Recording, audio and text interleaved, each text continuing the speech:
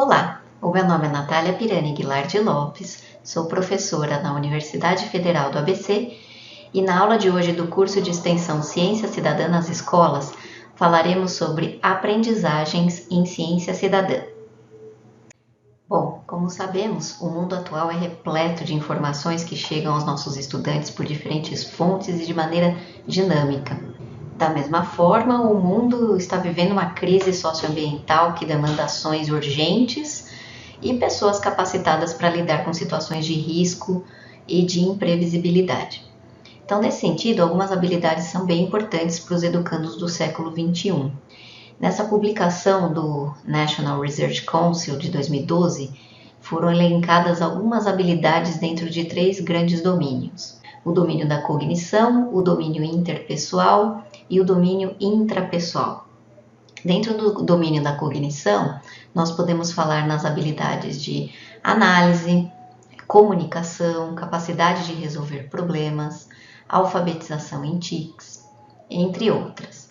Entre as habilidades interpessoais, nós podemos falar em cooperação, confiança, trabalho em equipe, liderança e adaptação, entre outras. E dentre as habilidades intrapessoais, nós temos o autodidatismo, a metacognição, perseverança, flexibilidade, iniciativa, entre outras. Da mesma forma, a Base Nacional Comum Curricular Brasileira estabelece competências e habilidades que são essenciais para a formação dos estudantes em todas as etapas da educação básica. Então, vamos ver um pouquinho esses conceitos. Primeiro, o conceito de competências. A BNCC define competência como a mobilização de conhecimentos, habilidades, atitudes e valores para resolver demandas complexas da vida cotidiana, do pleno exercício da cidadania e do mundo do trabalho. Bom, em outras palavras, a competência é a capacidade de aplicar aquilo que se aprende na prática, enfrentando situações reais.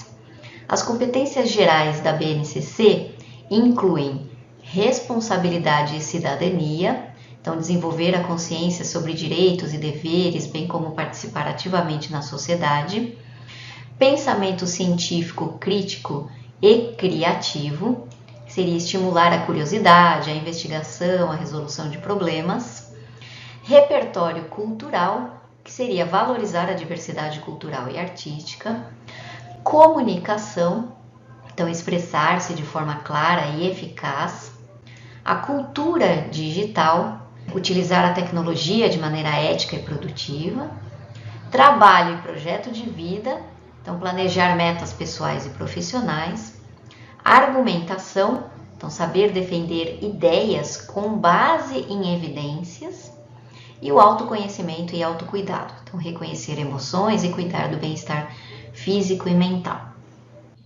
Já as habilidades são definidas na BNCC como ações específicas que os estudantes devem desenvolver para alcançar as competências. As habilidades envolvem aspectos cognitivos, socioemocionais e procedimentais.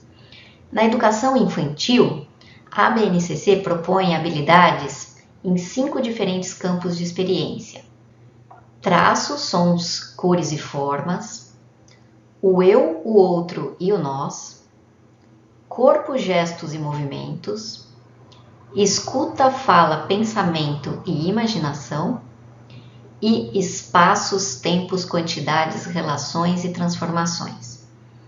Já no ensino médio, as habilidades estão organizadas por 4 áreas de conhecimento: linguagens e suas tecnologias, matemática e suas tecnologias, ciências da natureza e suas tecnologias, ciências humanas e sociais aplicadas. Bem, então quando nós definimos a ciência cidadã como sendo um amplo espectro de possibilidades de engajamento do público com a ciência e com o fazer científico, nós podemos inferir que a ciência cidadã pode contribuir para o desenvolvimento das competências e habilidades que são importantes para os nossos estudantes. Neste caso, nós estamos pensando então em processos de ciência cidadã que tenham objetivos educacionais além dos objetivos científicos. Então, nesse caso, se a iniciativa de ciência cidadã tem objetivos educacionais, é importante logo no momento do planejamento de um projeto de ciência cidadã na escola, que sejam estabelecidos os objetivos de aprendizagem que se pretende alcançar. Para isso, nós podemos utilizar então a taxonomia de Bloom para facilitar a escrita desses objetivos de aprendizagem. A taxonomia de Bloom considera objetivos em diferentes níveis de dificuldade, desde os mais simples, como memorizar, que seria reconhecer e rememorar fatos e conceitos, ou compreender, que seria entender o que os fatos e os conceitos significam e como se relacionam, até níveis de dificuldades mais complexos, como avaliar, julgar o valor de informações, ações e ideias, e até mesmo criar, que seria combinar partes para formular um novo todo de ideias, produtos, soluções ou pontos de vista. Então, o professor pode pensar nesses diferentes níveis de dificuldade associados aos objetivos de aprendizagem que se pretende com uma iniciativa de ciência cidadã escolar. Para cada um desses níveis, nós podemos usar alguns verbos que vão nos auxiliar a escrever os objetivos de aprendizagem. Então, é importante que os professores e professoras tenham em mente que um objetivo de aprendizagem sempre deve ser escrito tendo o estudante como sujeito da ação, ou seja, ao final desta atividade, o estudante será capaz de, por exemplo, citar o nome de 3 tipos diferentes de plantas, por exemplo, que ocorrem no jardim da escola, ou explicar a relação entre a quantidade de poluição medida no ar e o horário do dia em que a medição foi realizada, ou ainda produzir um gráfico a partir dos dados de atividade de voo de abelhas e o horário do dia em que essa atividade foi medida por eles. Ou outros, que você possa estar imaginando nesse momento. Uma vez estabelecidos os objetivos de aprendizagem pretendidos pela ação de ciência cidadã escolar que você está planejando, será importante definir quais as estratégias de mediação didática são mais adequadas para que os objetivos sejam alcançados. A ciência cidadã escolar, em geral, coloca o estudante dentro de um esforço científico autêntico, numa perspectiva de aprendizagem experiencial, na qual o estudante sente, observa, pensa e age. Ou seja, o estudante fica no centro do processo de aprendizagem e o professor atua como um mediador. Dentro dessa perspectiva, as metodologias ativas de aprendizagem são estratégicas, como, por exemplo, a aprendizagem baseada em problemas ou por projetos, o ensino por investigação, a instrução por pares, a gamificação, o do it yourself ou aprendizagem mão na massa, entre outras que você possa pensar. É sempre importante que o processo de participação em uma investigação científica genuína faça sentido para os estudantes e seja contextualizado tanto local, quanto regionalmente, quanto nacionalmente ou mesmo globalmente. Ainda é muito importante que a questão de investigação seja de interesse dos estudantes. Para o professor, a questão pode ser utilizada como um ponto de partida para a promoção de diferentes aprendizagens. E uma maneira, então, de se trabalhar a abordagem da ciência cidadã dentro da escola seria a partir da proposição de sequências de ensino por investigação que, em geral, abrangem 3 momentos pedagógicos, que seriam a problematização inicial, um momento de organização do conhecimento, seguido de um momento de aplicação daquele conhecimento. Então, já deu para entender que, em um processo de ciência cidadã escolar, as perguntas científicas ou as questões problematizadoras são fundamentais. Sem elas, não há ciência cidadã. Então, as perguntas podem ser tanto propostas pelo professor ou professora, mas também é possível que os próprios estudantes proponham ou elaborem as suas perguntas de pesquisa. Nesse segundo caso, a gente está falando de um tipo de ciência cidadã co-criado dentro da escola.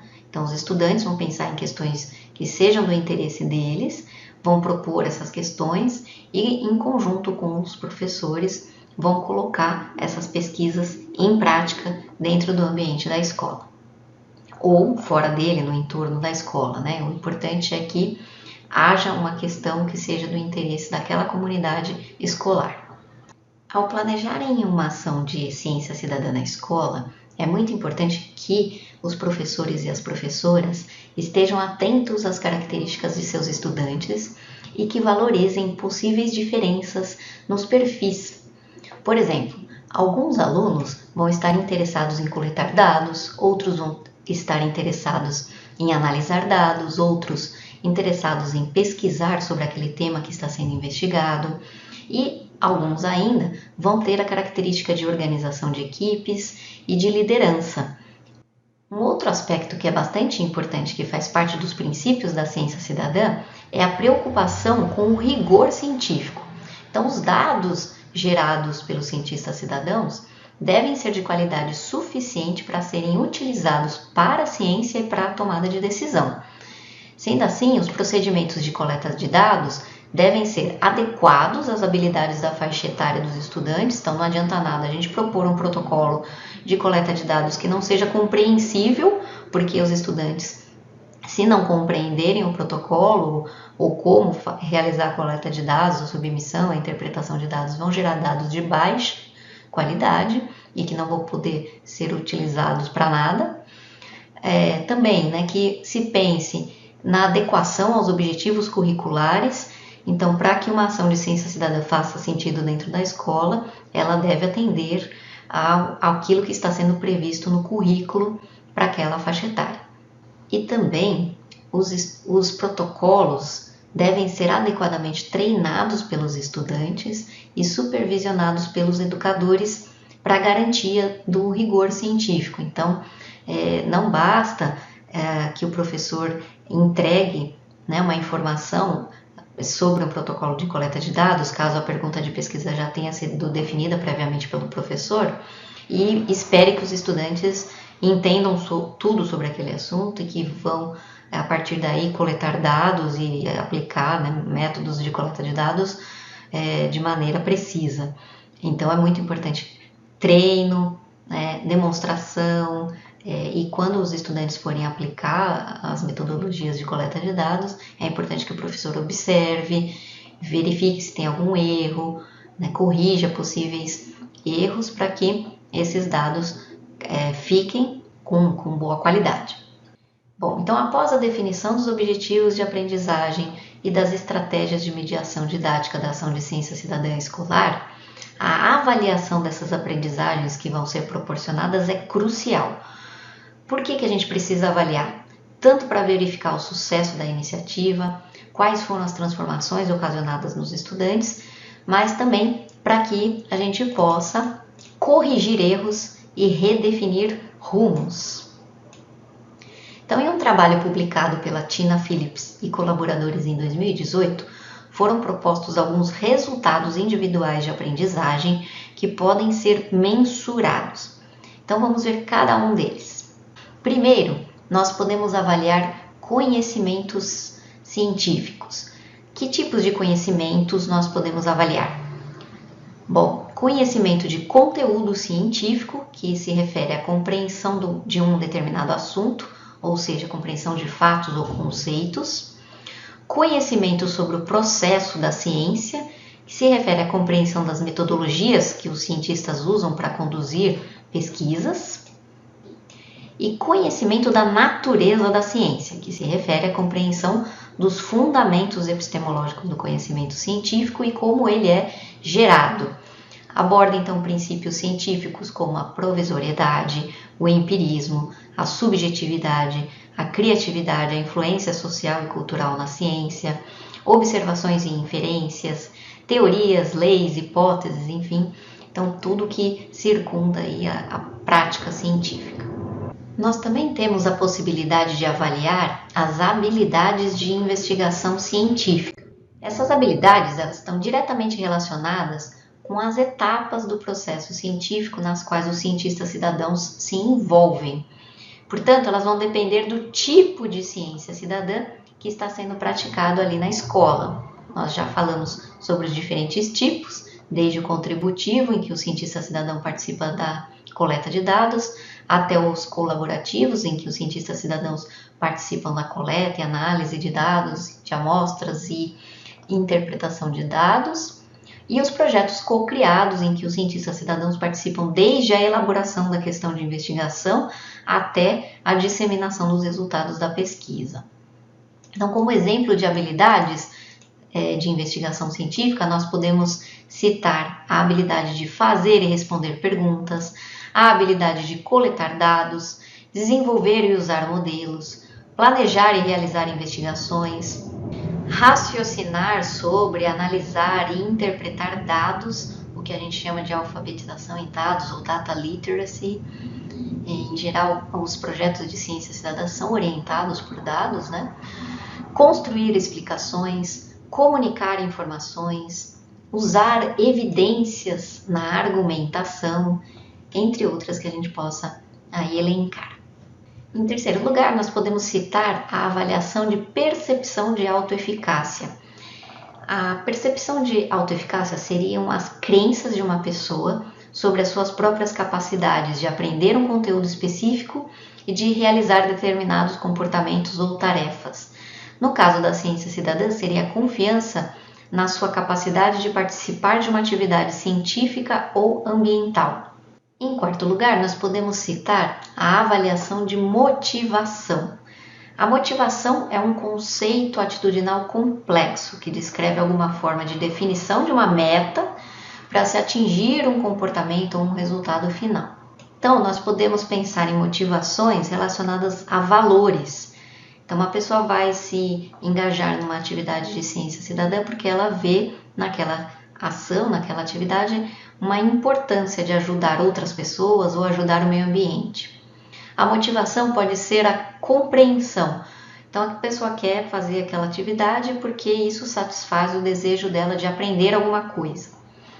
Uma motivação social. Então, a pessoa só está participando daquela atividade porque ela foi influenciada por outras pessoas que são importantes para ela, como, por exemplo, um professor ou um colega. Uma motivação relacionada à carreira. Uma pessoa se engaja numa atividade de ciência cidadã porque ela vê naquela atividade uma oportunidade futura de seguir uma carreira ou de progredir no emprego ou no trabalho. Uma motivação relacionada à estima, então melhorar a autoestima. Então as pessoas podem se sentir bem em fazer parte de uma ação de ciência cidadã, se sentir mais confiantes em si mesmas. Ou ainda motivações do tipo protetoras. A pessoa se engaja naquela atividade para fugir de sentimentos negativos, de coisas que ela não esteja gostando de fazer. Ainda relacionado à motivação, nós podemos pensar em dois tipos possíveis de motivação.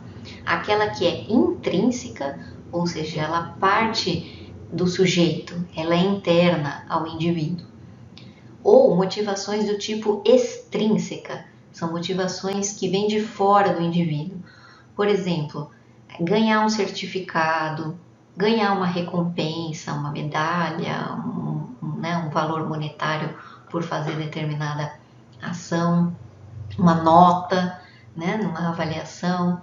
Então, todas essas coisas que vêm de fora do indivíduo, não é por causa de um desejo interno que ele vai participar daquilo, ele ou ela, mas sim porque outras pessoas estão recompensando ou pedindo ou exigindo que ela participe, Então a gente chama esses casos externos de motivação do tipo extrínseca e quando é interno, intrínseca.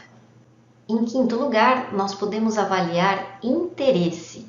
Interesse pode ser definido como o grau com que um indivíduo atribui relevância pessoal a uma ciência ou um tópico ou um empreendimento ambiental. Por exemplo, se o estudante lê sobre o assunto que vai ser investigado, se ele assiste a filmes e documentários, se ele pesquisa sobre o assunto na internet, entre outras ações que demonstram que aquela pessoa dá importância para aquele tópico. Finalmente, em sexto lugar, nós temos comportamento e atitude. Comportamentos e atitudes são ações mensuráveis, resultantes do engajamento na ciência cidadã, mas que são externas às atividades daquela ação de ciência cidadã em específico. Por exemplo, quando uma pessoa participa de um projeto de ciência cidadã, ela pode querer minimizar a pegada ecológica individual, ela pode querer participar de ações para manter, restaurar, melhorar ou educar alguém sobre um assunto, né, relacionado à saúde de um ecossistema, por exemplo. Ela pode querer se envolver em uma atividade científica ou ambiental, pode querer se associar a uma organização, a um projeto, entre outras possibilidades. Então, esses comportamentos e atitudes derivam, são resultados secundários da participação daquele estudante ou daquela estudante em uma ação de ciência cidadã na escola. Bom, então é muito importante que nós avaliemos as aprendizagens. Mas como que nós podemos fazer isso, né? Que instrumentos que nós podemos utilizar para medir essas aprendizagens e para que nós possamos ter evidências de que elas de fato ocorreram? Então, por exemplo, o professor pode utilizar um questionário que pode ser preenchido pelos estudantes antes da participação em uma iniciativa de ciência cidadã educacional e posteriormente em diferentes momentos, como por exemplo no decorrer da participação, logo após a participação, alguns meses após a participação ou assim sucessivamente, e com isso o professor ou a professora pode verificar as transformações nesses estudantes ao longo do tempo.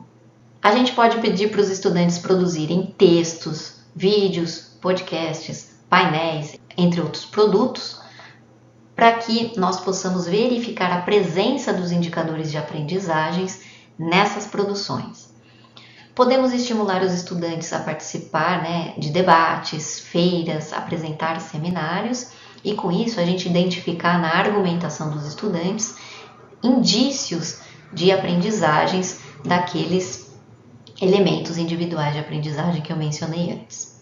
O próprio professor ou professora pode observar e anotar em um diário de campo as aprendizagens que vão sendo observadas durante os processos de interação entre os estudantes ou dos estudantes com os professores. Finalmente, nós podemos realizar entrevistas com os estudantes para saber mais profundamente sobre como eles enxergaram o processo de participação na ação de ciência cidadã e o que eles aprenderam a partir daí. Então, existem múltiplas possibilidades e aí vai caber a você escolher aquela que mais atende aos seus objetivos. Então, aqui tem um exemplo de um artigo em que nós utilizamos um questionário para avaliação de aprendizagens de participantes de um curso de ciência cidadã que tinha como assunto a meliponicultura, que é a criação de abelhas nativas sem ferrão. Então, não foi uma ação de ciência cidadã escolar, foi um curso de extensão universitária, portanto, os estudantes eram adultos, em sua maioria, e nesse trabalho, então, as respostas dos participantes nos questionários permitiram que a gente verificasse algumas aprendizagens. Por exemplo, as mulheres participantes do curso apresentaram um maior aumento na percepção de autoeficácia para a ciência do que os homens. Então, os homens já começavam com uma alta percepção de autoeficácia e as mulheres começavam com uma baixa percepção de autoeficácia. Ao final do curso, então, as mulheres aumentavam bastante essa percepção de autoeficácia e ficavam praticamente iguais aos homens nesse indicador. Aquelas pessoas que não tinham nível superior, elas também apresentaram maior aprendizagem, então maior diferença entre o antes do curso e o depois do curso, né? Então elas vinham com um nível de conhecimento menor do que as pessoas com nível superior, mas ao final do curso elas praticamente se igualavam às pessoas que tinham nível superior para aqueles assuntos, obviamente, que foram trabalhados no curso, que era isso que a gente estava medindo. As pessoas que não eram criadoras de abelhas sem ferrão também tinham um menor conhecimento sobre o assunto do curso antes de começar o curso, né? E no final do curso essas pessoas também aprenderam bastante, né? Aprenderam sobre aqueles assuntos que estavam sendo trabalhados, quase ali se igualando a quem já era meliponicultor. O mesmo resultado foi encontrado para o indicador interesse pela ciência. Então, as pessoas que não criavam abelhas não tinham um interesse tão alto no início do curso e depois do curso aumentaram o seu interesse pela ciência. Finalmente, nós avaliamos motivações. Então, o que motivava as pessoas a participarem do curso? Então, praticamente todas elas respondiam que elas queriam aprender a monitorar os ninhos de abelhas. Então, elas tinham um interesse aí pela aprendizagem, né, uma melhoria pessoal em relação ao conhecimento sobre as abelhas.